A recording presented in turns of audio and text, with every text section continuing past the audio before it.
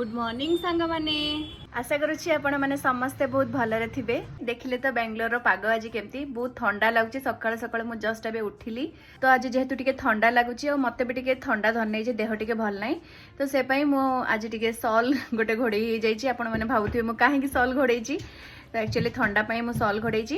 तो आज मते इच्छा होची एई पागरे टिके गरम गरम कॉफी सहित गोटे स्पेशल ब्रेकफास्ट बनै के खाया पई। तो मु ऑलरेडी फ्रेश हे सालेनी तो मु जाउची एबे मोर स्पेशल ब्रेकफास्ट बनेबा पई।